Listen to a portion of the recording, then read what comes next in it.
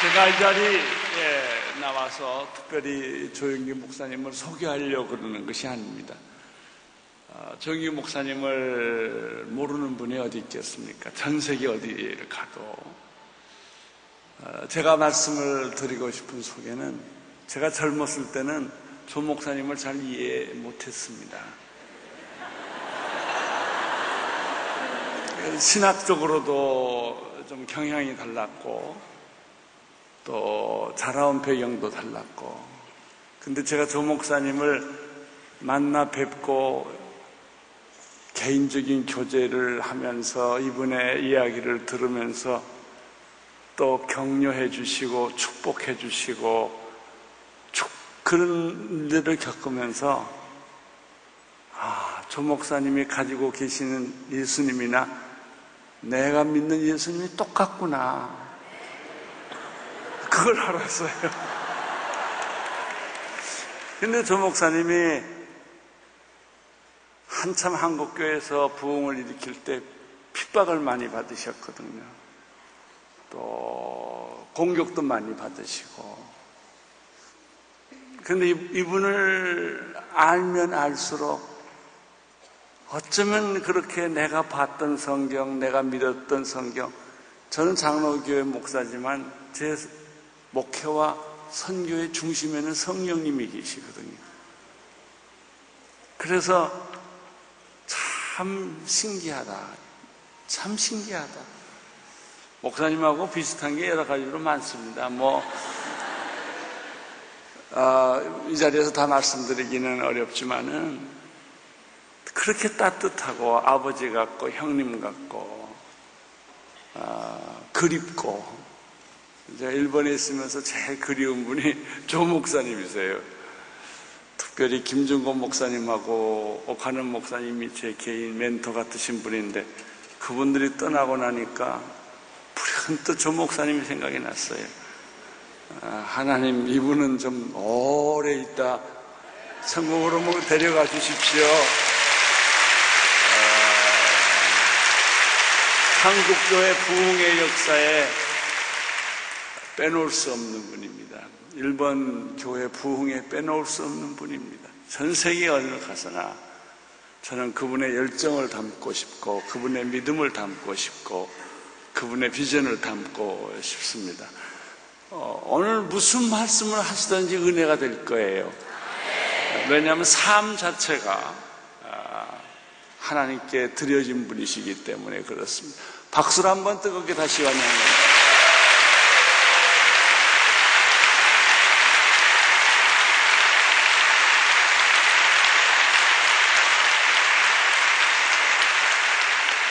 감사합니다. 저는 평소에 우리 하 목사님을 존경하고 사랑합니다.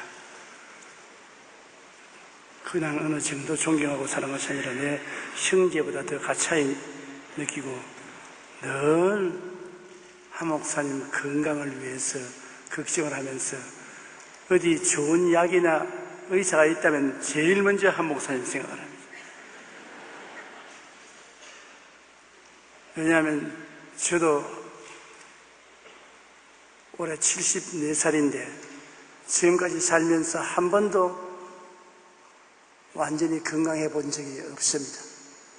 늘 내일 죽지 모레 죽지 하는 몸의 허약함을 가지고 살았는데, 하나님 좀 건강을 주시려거든 화끈하게 주시든지 안 그러면 그냥 데리고 가시든지 둘 중에 하나를 하시지 왜 미지근하게 이렇게 하십니까? 그래도 대답을 안 해주셔요. 그러니 떨어지면 낙동강 떨어지면 낙동강 하면서 그동안에 댕긴 것이 세계를 106바퀴를 돌고 76개국에 약 400개 도시에서 집회를 열었습니다. 아프리카나 인도의 오지에서 집회를 할 때는 아마 강단에서 죽지. 제가 글상에 앉아있는데 몸이 떨리고 기운이 빠져서 강단에서 아무래도 죽지. 그러고 나가는데 이상하게 말씀만 증거하면은 그동안은 살아나요. 그래서 제가 언제나 죽은 것 같을 때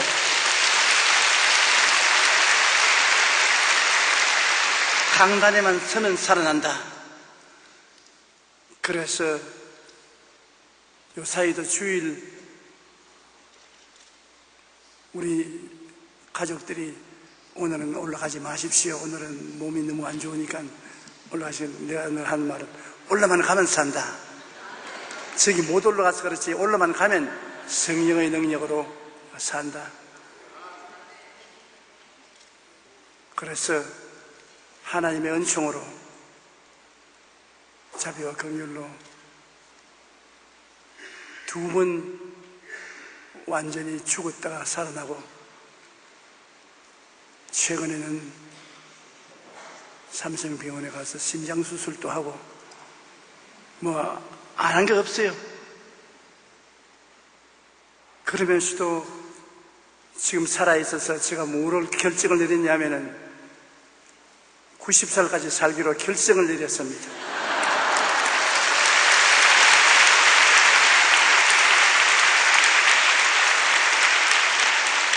왜냐하면 자꾸 이것이냐 저것이냐 하니까는 신란스러워서 못 견디겠어요. 그래서 제가 사망아 너희 쏘는 것이 어디 있느냐, 사망아 너희 이기는 것이 어디 있느냐. 나는 하나님 말씀에 선다. 사람이 살면 70이요 강건하면 80인데 80은 81, 82, 83, 84, 85, 86, 87, 88, 89까지를 살자면 90을 살아야 89까지 사니까. 그러므로 하나님 말씀대로 사람이 살면 70이요 강건하면 80이라고 하니까 나는 90살까지 살기로 결심을 하고 더 이상 걱정 안 하기로 했습니다. 한 목사님 우리 걱정하지 맙시다 이제. 예.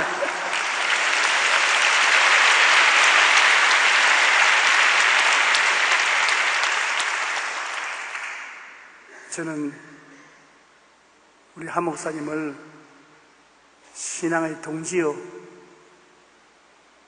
신앙의 스승으로서 사랑하고 존경합니다. 저는 한 목사님처럼 헌신적이고 충성스러운 삶을 살만하지 못합니다. 한 목사님 신발 들기도 감당하지 못합니다.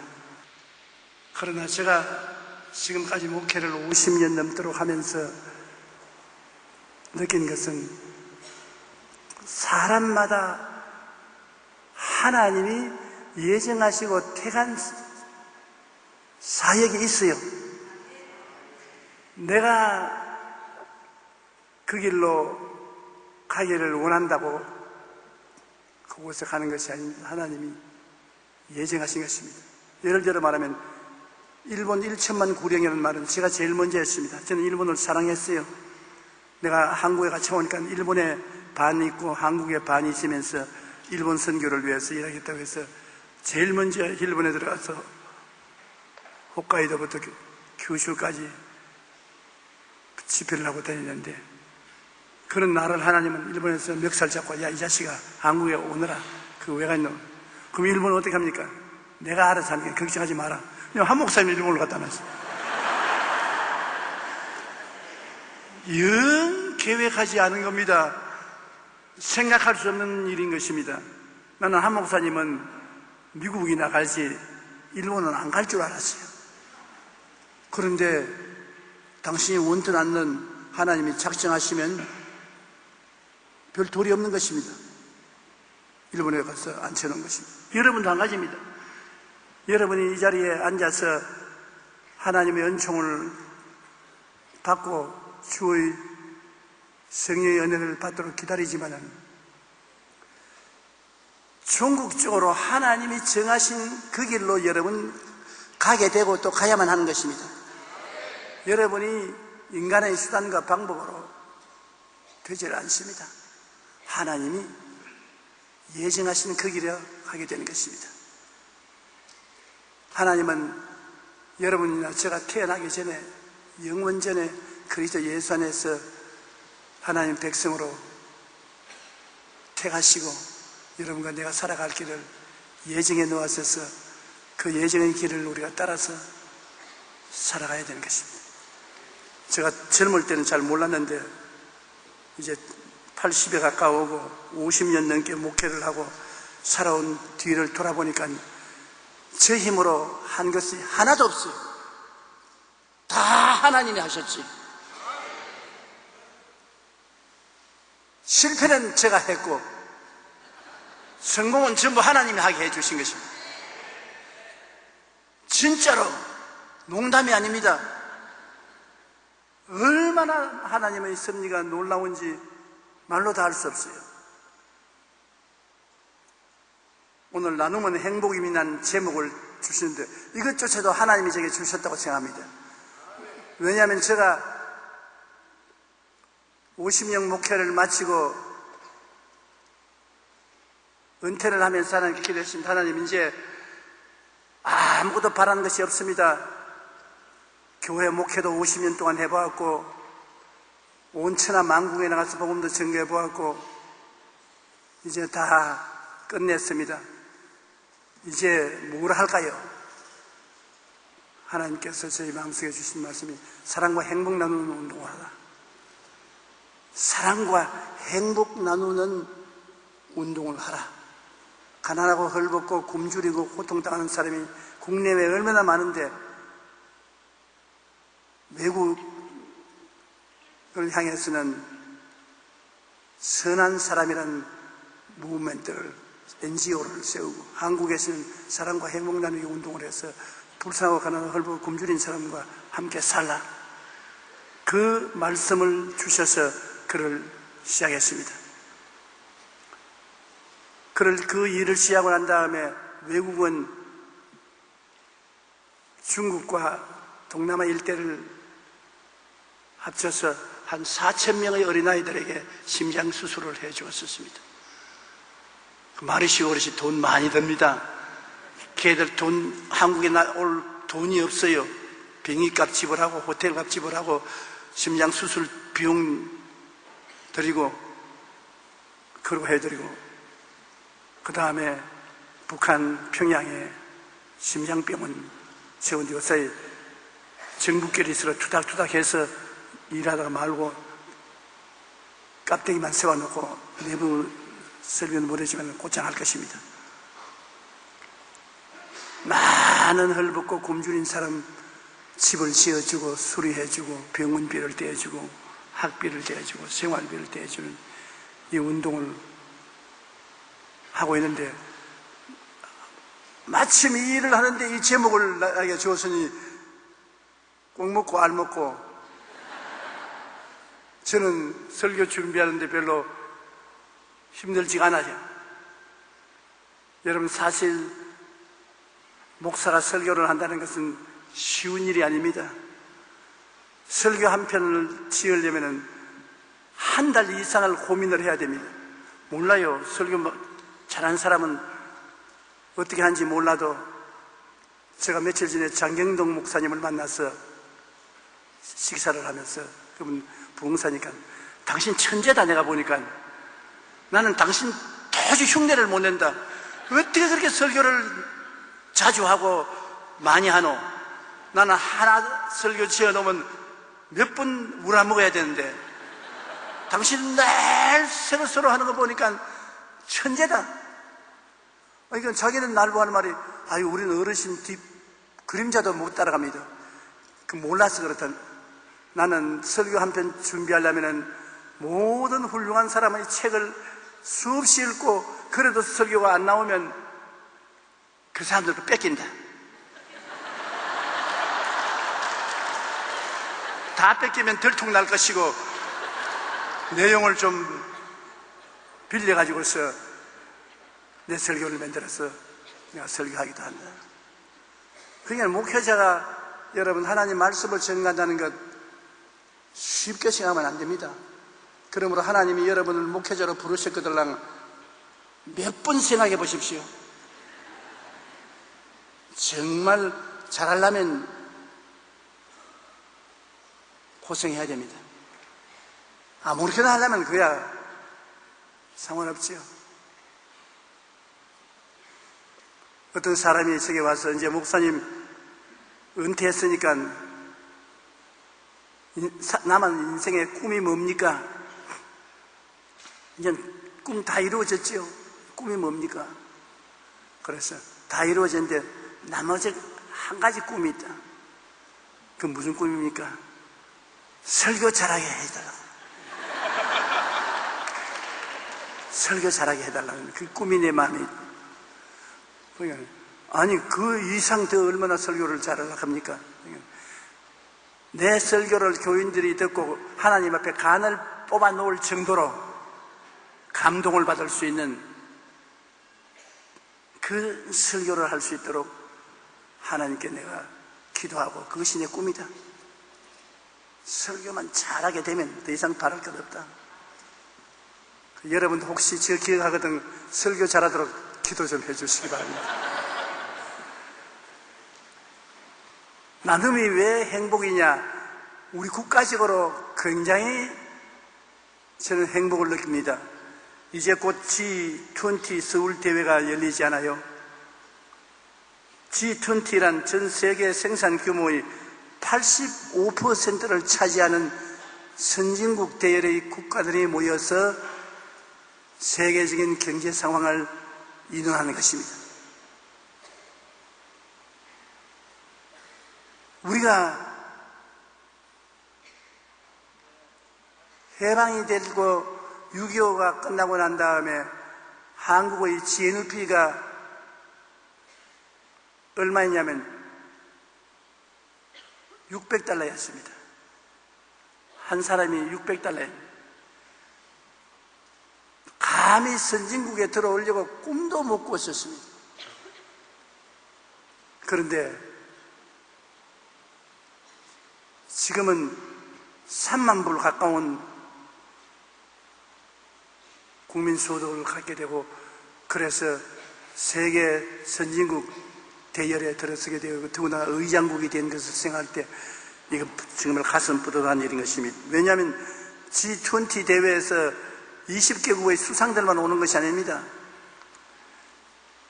그들의 보좌관들하고 그 전문가들하고 교수들하고 그 PD 제작자들하고 기자들하고 엄청나게 많은 사람이 한국에 와서 그 이틀 동안 세계의 이목의 집중이 대한민국에 쏟아지는 것입니다. 이 보통 일이 아닙니다. 잔치치고는 굉장히 큰 잔치인 것입니다. 그러므로 한국인이면 누구든지 이 건국 이래 최대의 잔치 중에 하나인 G20 컨퍼런스를 뿌듯하게 생각할 것입니다. 이 놀라운 행사는 우리나라가 1945년 해방된 이후 2009년 11월 경제협력개발기구 개발원조 사무국 24번째 회원국이 되기까지 50여 년간 600억 달러 즉 50조 원의 원조를 받고 살았다는 것을 생각할 때 깜짝 놀랄 것입니다. 거지였어요. 우리 50여 년 동안 손 내밀고 동양받고 얻어먹고 살았어요. 아마 6.25를 경험하지 않은 분들은 모르겠지만 6.25 사변 났을 때 부산 피난 생활에 우리는 꿀꿀이죽을 먹고 살았습니다. 꿀꿀이죽이라는 것은 뭐냐면 미국 사람들이 군인들이 밥 먹다가 남은 그 전부 쓰레기통에 집어넣은 거 하나하나 집어내면 더러워서 못 먹잖아요. 그걸 한꺼번에 솥에 넣어서 끓입니다. 끓이면 온갖 양분이 다 섞여 나오죠.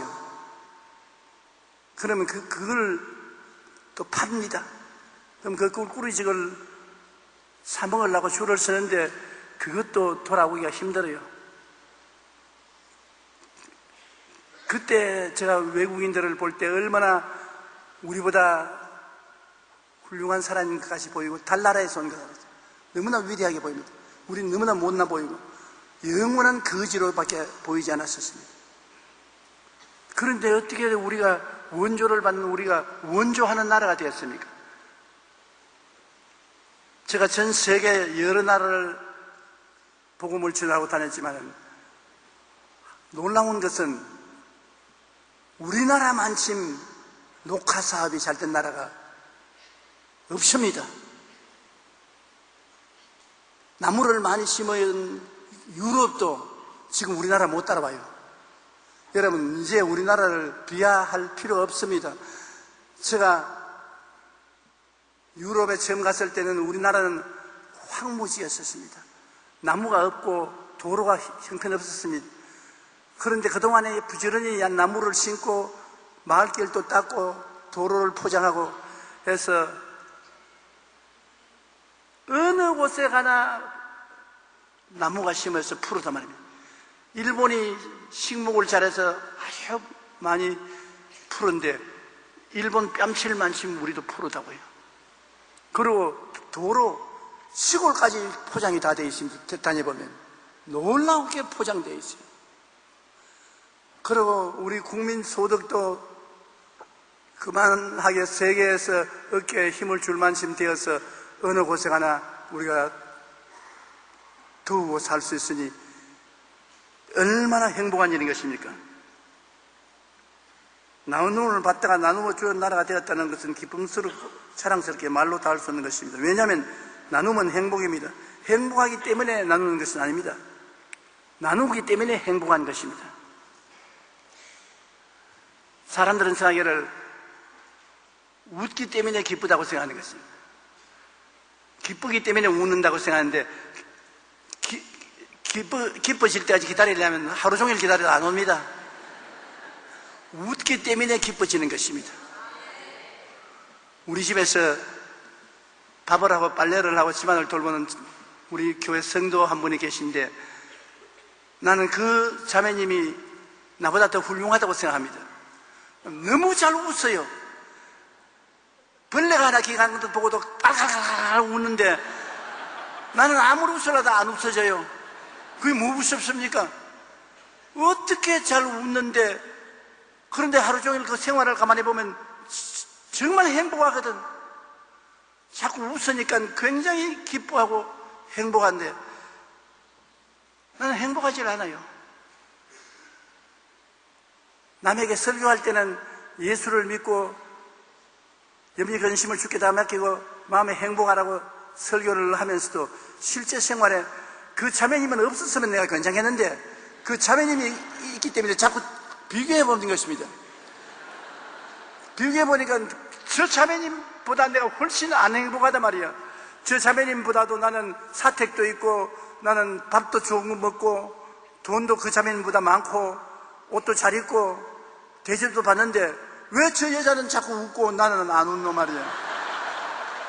그러니까 하나님 기도할 때 하나님 나도 좀 웃게 해주시옵소서. 나도 좀 웃어야 행복하지. 행복해야 웃기를 기다리면 언제 행복해질지 모릅니다. 그러니까 내 마음속에 성령이 하신 말씀이 억지로라도 웃어라. 안 웃어도 네가 억지로라도 웃으면 그 다음에 기쁨은 뒤따라온다. 수돗물 풀 때 그냥 물이 안 올라오죠. 물 몇 바가지 부어 넣고 하면 물이 오는 것입니다. 그러므로 우리가 이제 많이 웃는 훈련을 하고 우리가 행복하려고 노력을 해야 될 것입니다. 제일 우리를 웃지 않게 하고 괴롭히는 것이 마음속의 탐욕입니다. 저는 하도 가난한 시대에 태어나서 목회도 천막을 치고 불광동에서 가만히 깔고 가난하게 쌓여서 전부 거지들만 우리 교회가 됐어요. 그렇기 때문에 신학이 좀 다릅니다. 우리 아까 하영주 목사님이 말씀하시듯이 장로교 신학자들이나 목사들에게 굉장히 오해를 많이 받았습니다. 왜 그러냐면 저는 절대 가난을 미워하지 않습니다. 제가 신방을 갔는데 항행북도 북청에서 피난 온 가족인데 아들만 10명을 낳아서 길러요. 그런데 판자촌에 가난한 단칸방에 온 식구가 다 사는데 내가 가서 아주머니 예수 믿으십시다. 그러니까 문을 열고 나와서 얼마나 화를 내는지 말로 다 할 수 없어요. 아니 당신네 예수쟁이들 그래 죽으면 천당에 그렇게 아름다운 데 간다면서. 아, 그럼요. 눈물도 근심도 단식도 이별하는 고하는 앓는 것이 없고 배고픔도 없는 아름다운 것입니다. 거짓말 하지 말아라. 그렇게 아름다운 천당을 예비한 하나님 같으면 왜 살아있는 지금의 30세 때 밥도 못 먹여주노? 뭐 잘해달라는 말 안 한다. 우리는 밥이라도 먹여주고 옷이라도 입혀주면 하나님 살아계신 알겠는데 당신네 예수쟁이들 죽고 천당 가서 말할 수 없이 아름다운 곳에 간 이 땅에서는 헐벗고 굶주리고 살아라. 그런 위선자가 어디냐. 우리 집에 다시 오지 마라. 그런데 그걸 듣고 입을 다 그 말이 맞았어요.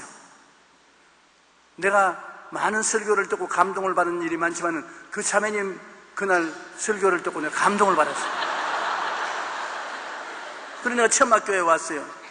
천막교회에 와가지고서 가만히 엎드려서 주님, 오늘 그 자매님이 한 말이 참말입니다. 여태까지 내가 거짓말쟁이였습니다. 내가 믿는 하나님이 그렇게 좋은 하나님, 천국을 예비해 놓은 하나님 같으면 왜 이 땅에서 헐벗고 굶주린 사람 우리 교회가 밥도 안 먹여주고 옷도 안 주면서 예수 믿으러 갑니까? 천당만 가는 것이 교회입니까? 그 하나님이 교회에 계시다면 천당만 갈 것 아니라 먹고 입고 마시는 문제도 함께 해결해야 될 것 아닙니까?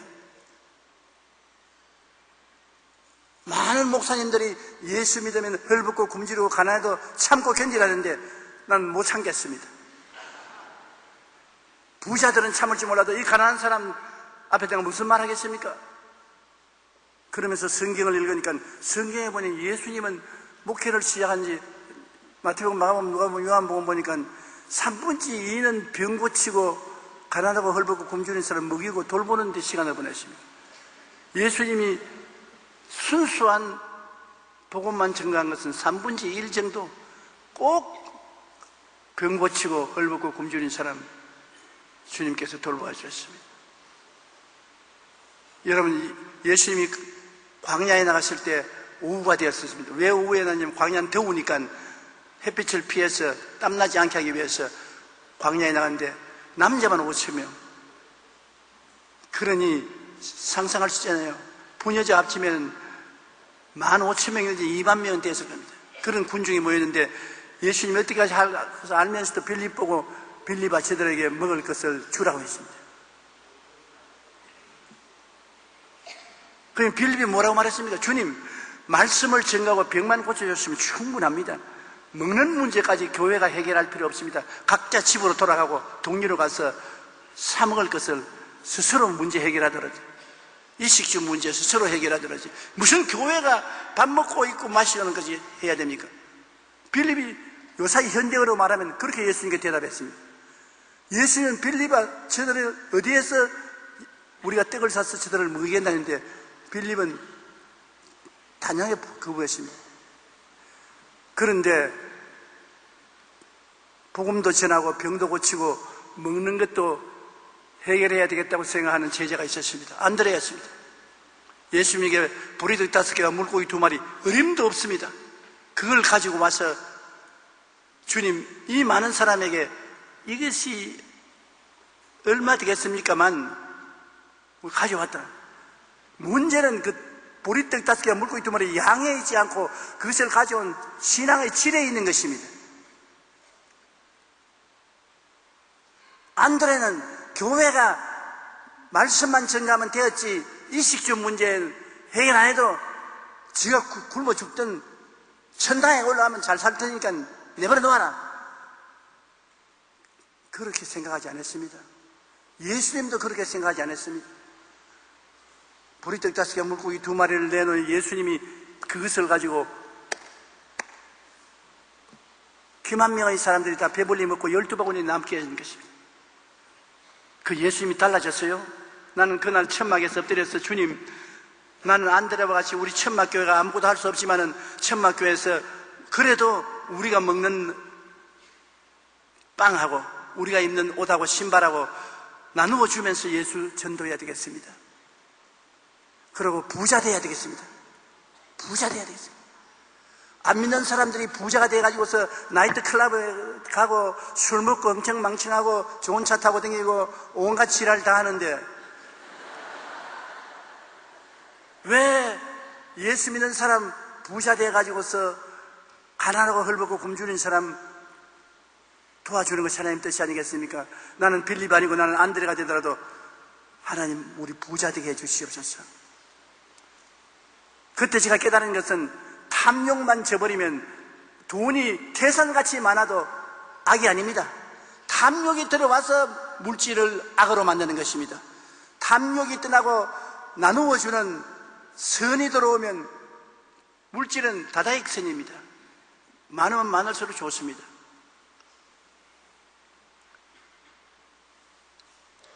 지금 여러분, 우리 한 목사님께서 전 세계적인 하나님의 사업을 하고 계신데 이 교회가 크고 교회에 나오는 사람들이 말씀을 듣고 하나님께 축복받아 성공해서 부자 되었기 때문에 그렇게 할 수 있는 것입니다. 판자촌을 가지고는 일 못해요. 여러분, 우리 교회도 교인이 80만 가까이 되고 교회가 커서 부자니까 전 세계적으로 일을 할 수 있습니다. 이래도 제가 은퇴할 때 내 제자, 내 밑에서 내가 직접 데리고 있던 제자 21명에게 독립교회를 다 짓든지 사든지 해서 독립시켰습니다. 한 교회가 적어도 다 100억 이상의 돈을 도움받아 나갔는데 교회가 부자 아니면 어떻게 도와줍니까? 실컷 부려먹고 난 다음 발길로 차버리고 내 나가니까 너 미래는 나는 모르겠다. 그렇게 할 수 있어요. 너 내 밑에 있을 때 월급 받아먹고 살았으니까 내 제자들, 내 수제자들 가라. 그러나 그게 주님의 뜻이 아니거든. 그래서 요한 3서 2절에 사랑하는 자여 내 영혼이 잘됨같이 내가 범사에 잘되며 강건하기를 내가 간구하노라. 전인구원을 저는 말합니다. 전인구원. 하나님이 영혼만 구원하는 것이 아니라 범사의 생활도 주님께서 구원하셔서 탐욕을 저버리고 가난을 물리치고 축복해 주셔서 그를 통해서 선을 행한다. 헐벗고 굶주린 자에게 먹을 것과 이걸 나누어 주는 교회가 되는 것입니다. 저는 오늘날 목회의 패러다임을 우리 한국교회가 바꿀 때가 왔다고 생각하는 것입니다. 빌립식 목회를 해서는 안 된다고 생각합니다. 먹을 것은 자기가 해결해야지요. 돈이 200데나리야 되는데 왜 교회 돈을 써요? 먹을 것은 자기가 해결해야지요. 그런데 분명히 예수님은 저들에게 먹을 것을 주라고 하는데 안 주려고 하거든. 안드레만 보리떡 5개 물고기 2마리 너무 적은 되겠구만요. 적은 게 문제가 아니에요. 정신이 문제예요. 가난하고 헐벗고 굶주린 사람과 같이 걸머지고 가겠다는 정신만 있으면 주님이 그것을 축복을 해주어서 30배, 60배, 100배가 되게 만들어주는 것입니다. 제가 50년 목회하면서 내 눈으로 봤어요. 우리 교인들 그 나라와 그 일을 먼저 구하고 주님 나라 위해서 헌신한 사람들 하나님이 기어코 축복해 주신 거 보았습니다. 모두 다 거대한 재벌은 안 되어도 자기 먹고 남은 거 나눠줄 수 있는 충분한 축복을 주시는 것을 내 눈으로 보았습니다. 그러므로 물질이나 부요 그 자체가 나쁘지 않아요. 탐욕이 생기면 물질이나 부요에 세상 때를 묻히기 때문에 나쁘지, 탐욕만 저버리면 다다익선입니다. 여러분 오늘 전부 다 100만 쟁자 되기를 예수 이름으로 축원합니다. 그러면 얼마나 하나님 사업을 많이 하고 얼마나 많은 사람에게 참 예수 사랑을 보여줄 수 있잖아요. 말은 쉽습니다. 주님이 당신을 사랑합니다. 그러나 그 피란민 부인이 말한 것처럼 천당이 그렇게 아름다우면 왜 이 지상에 예수님의 사랑은 어디 있냐? 누가 보여줍니까? 교회가 그 일을 안 하면 누가 그 일을 하겠습니까? 그런데 우리 한국 교회가 이제는 내 교회만 가지고 목회하지 말고 이 나눔의 생활을 해야 한국 사회에서 버리면 안 당할 것입니다. 새로운 패러다임이 다가와야 됩니다. 나눠야 돼요. 사랑도 나누고 행복도 나누고. 그래서 사회가 교회를 통해서 오늘날 예수님이 살아계시다. 교회에 가봐라. 예수님이 살아계시다. 천당이 아니라 교회가 바로 천당이다. 그렇게 말을 할 수 있어야 되는 것입니다. 돈이 없어서. 그러니까 내가 자꾸 말하고 싶은 것은 오병이어만 있으면 되는 것입니다. 더 많이 있을 필요가 없어요. 오병이어 플러스 예수님이면 되는 것입니다. 광야에 예수님만 계시면 문제가 해결되지 않아요. 그러니까 오병이어 있으면 예수님만 계시면 예수님께 기도하고 주님 뜻에 의지해서 일을 하겠다면 주님께서 길을 여시는 것입니다. 그러므로 물질을 가지고 하나님을 섬기고 이웃을 섬기면 그 물질은 굉장한 선이 되는 것입니다. 그러므로 탐욕이 있는 곳에는 기쁨이 없습니다. 탐욕은 악입니다. 아무리 물질이 많아도 탐욕이 있는 곳에는 행복과 기쁨이 없습니다. 그러나 나눔이 있어 선한 역사가 일어나면 그 속에 기쁨과 즐거움이 있는 것입니다. 오늘 마태복음 25장 31절로 46절에 나눔은 주님을 섬기고 기쁘게 하는 것이라는 것을 분명히 말해주고 있었습니다. 오늘 예수님은 눈에 안 보이잖아요. 예수님은 하늘나라에 가 계십니다.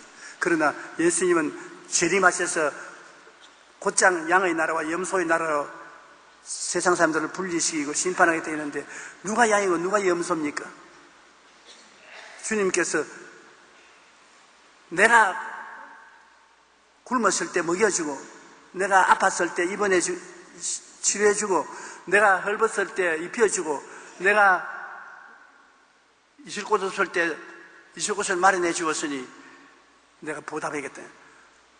여인들이 기절을 합니다. 언제 우리가 주님 헐벗고 굶주리고 병들고 집 없이 떠돌아다니는 걸 보았습니까? 이 지극히 적은 자 한 사람에게 해준 것이 나를 위해서 해준 것이다. 지극히 적은 자. 우리가 이 세상에 살면서 텔레비 카메라에 찍혀 나오고 사람들에게 알려지고 박수받는 큰 일은 다 하기를 원합니다. 옥하는 목사님이 늘 주장하는 겁니다. 지극히 적은 자, 제자로 삼아서 적은 신자, 적은 교회, 적은 교역자 이를 도와줘야 된다고. 옥하는 목사님 참 겸손한 분입니다. 나는 옥하는 목사님을 어디서 제일 처음 만나냐면 하루 내 사무실에 장로교 목사님이 전화가 왔다 그래요. 그래서 그때는 제가 장로교 목사들에게 핍박을 많이 받을 때이겠습니다. 요사이는 핍박을 안 해줬는데 그때는 핍박 굉장히 많이 받았어요. 그래서 또 무슨 욕을 하려나 싶어서 여보세요 이렇게 나 옥하놈입니다. 왜 불렀습니까? 좀 만나게 해주십시오. 시간 좀 내주십시오. 언제든지 오십시오. 내 선교센터에 이분이 오셨어요. 오셔서 왜 왔습니까? 그러니까 안수 좀 받으러 왔습니다. 그래 내가 아니 당신같이 훌륭한 분이 내게 안수를 받다니 무슨 그런 말씀이 있습니까?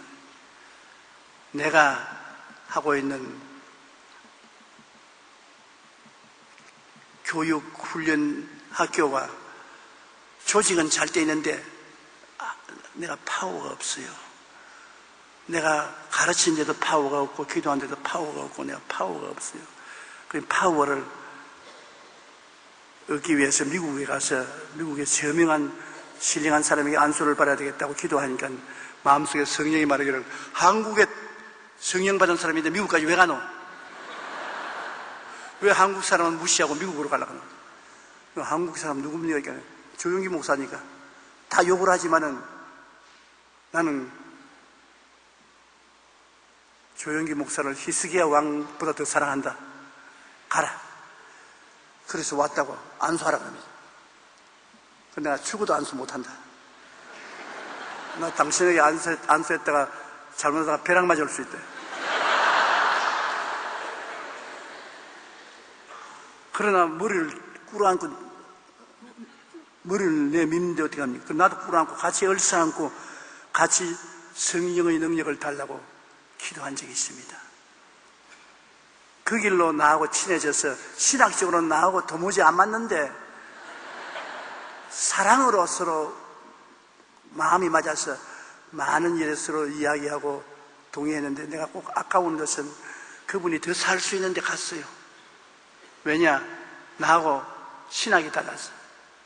나는 마귀하고 싸우라. 병은 마귀가 주는 것이다. 싸우면 더 산다. 내가 당신보다 2살 위인데 나만치만 살아라. 2년은 더 살 수 있다. 그러니까 싸우라. 아니야, 병도 하나님이 주신 뜻이다. 하나님이 나를 변화시키기 위해서 주신 병인 줄 알고 받아들인다. 그래서 여보시오, 하나님이 변화시키기 위해서 주는 병 같으면 안 죽는다. 나처럼 질질 끈다.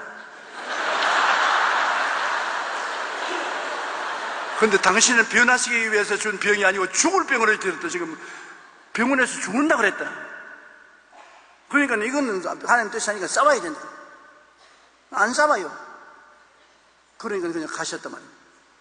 내가 너무 억울해서 조문식에 가서 내가 통곡하라고 울은 이유가 체면도 없이 내가 통곡하라고 울었습니다. 너무 아까웠어요. 그 신학이 나하고 달랐기 때문에 하영조 목사님 나 신학에 동의해 주어서 내가 너무 고맙게 생각해요.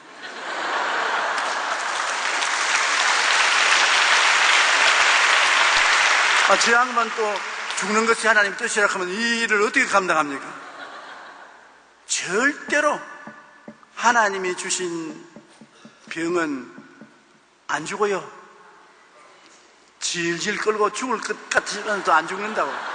바울 선생이 그러지 않습니까? 바울 선생이 아주 죽을 병이 걸렸는데도 하나님께 3번 기도해도 안 고쳐주시고 병든 그대로 하나님이 능력을 주어서 평생을 복음 전하게 만들어주신 것입니다.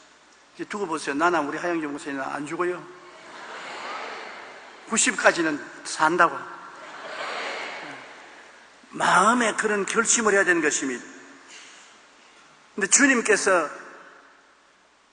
이 세상에 가난하고 헐벗고 굶주리고 병들은 사람을 우리가 돌봐주는 것이 주님께서 나를 돌봐주는 것이라고 하셨습니다. 그러므로 그것을 나중에 주님 보답해 주시겠다. 그렇기 때문에 우리가 사랑과 자비를 베풀 때 자선사업한다고 생각하면 안 되는 것입니다. 주님을 섬긴다는 경외심으로 도와야 되겠습니다. 가난하고 헐벗고 굶주린 사람 내 자선사업한다. 그리고 등한히 느끼면 안 돼요.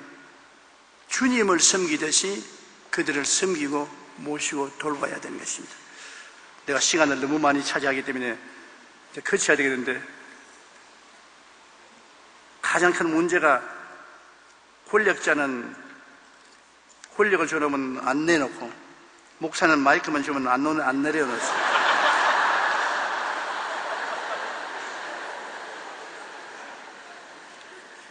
제가 결론을 내리겠습니다. 우리가 사랑을 베풀면, 그리고 나누면 그것이 씨앗이 돼가지고서 큰 축복을 하나님이 부어주시게 되는 것입니다. 과부에게 그릇을 충분히 빌려라. 그게 기름을 부어서 그걸 팔아서 빚을 갖게 하는 것처럼 그릇을 충분히 만들기 위해서는 충분히 우리가 도움을 베풀어야 되는 것입니다. 저는 한평생 내 부여의식을 가지고 살았습니다. 난 마음속에 한 번도 내가 가난하다는 의식을 가진 적이 없어요. 왜냐? 내가 있는 거 다 털어놓았으니까.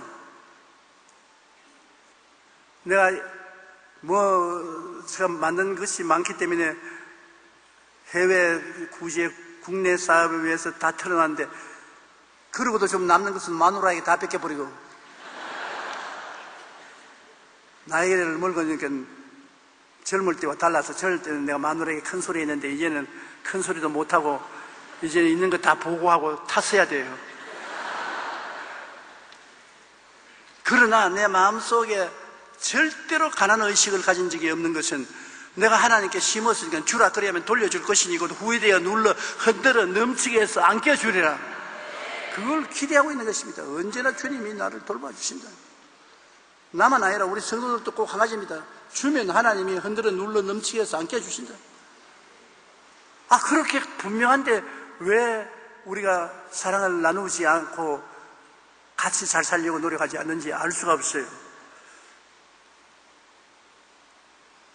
주 예수께서 친히 말씀하신 바 주는 것이 받는 것보다 복이 있다고. 우리가 정말 복을 받으려면 받으려고 하지 말고 자꾸 주는 것입니다. 고넬료가 로마 군인이요, 이방 장교요, 유대인하고는 전혀 관계가 없지만은 기도 많이 하고 열심히 구제를 많이 했습니다. 성경에 뭐라고 했습니까? 백성을 많이 구제하고 하나님 기도하는 것을 하나님 기억하신다. 기도만 하지 말고 구제도 많이 하라는 것입니다. 우리 신앙이란 기도와 구제가 같이 따라야 되는 것입니다. 구제가 없는 신앙은 신앙이 아닙니다. 어떻게 하다가 우리가 천당만 가면 된다고 생각하는지 모르겠어요. 천당은 물론 가야 돼요. 천당도 가고 구제도 해야 되는 것입니다. 함께 손잡고 가야 되는 것입니다. 우리가 할 수 있는 한도까지는 해야 되는 것입니다. 우리가 못하는 것은 정부가 해야 할지라도 그렇게 하면은 되는 것입니다. 우리 하영조 목사님이 무엇을 생각했는지 이런 운동을 전개해서 우리 같은 사람 보고 와서 강연하라고 했는지 모르겠지만은 참 잘하는 겁니다. 이렇게 해야 돼요. 모든 교회 목사님들이 이것 해야 돼요. 그러면 우리 한국 사회에 예수님이 살아나는 것입니다. 그리고 주님이 우리를 통해서 이 사회에 하나님의 영광을 나타내게 되는 것입니다.